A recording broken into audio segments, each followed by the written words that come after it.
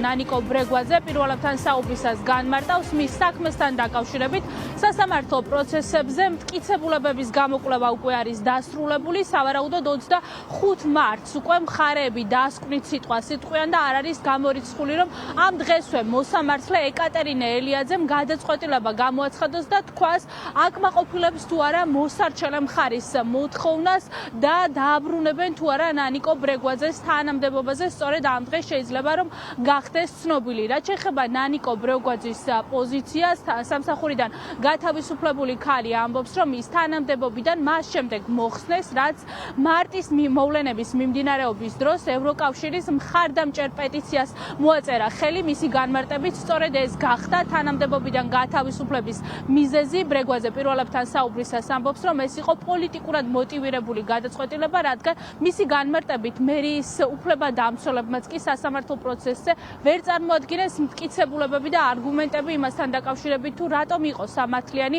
ნანიკო ბრეგვაძის თანამდებობიდან გათავისუფლება.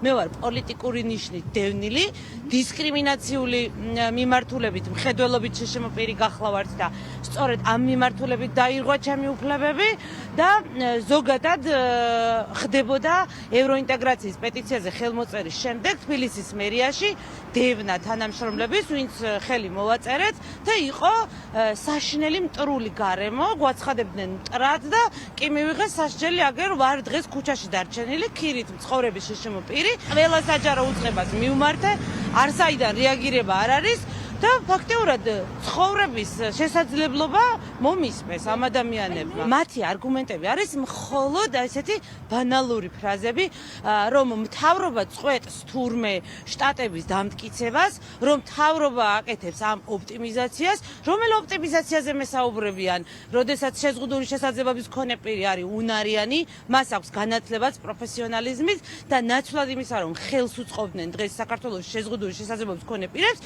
მე დღეს რომის უფლება წამართვეს. ბათილად იქნა ცნობილი ჩემი გათავისუფლება, ასევე მორალური კომპენსაცია, ასევე ვითხოვ განაცდურის ანაზღაურებას და ვითხოვ სრულფასოვან სამუშაო გარემოს და შეწყდეს ჩემზე პოლიტიკური ნიშნით დევნა დაბლოკვა ყველა სამსახურებში.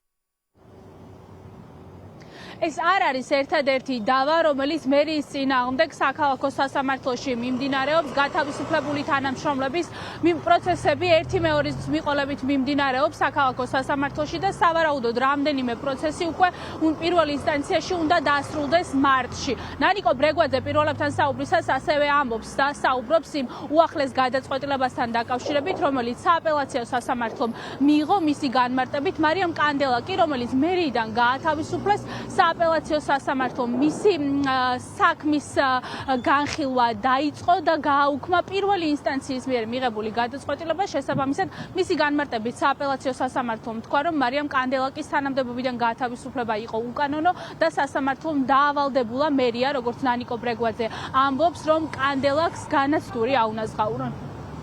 პირდაპირ ეთერში მარიამ მაკასარაშვილი საუბრობდა.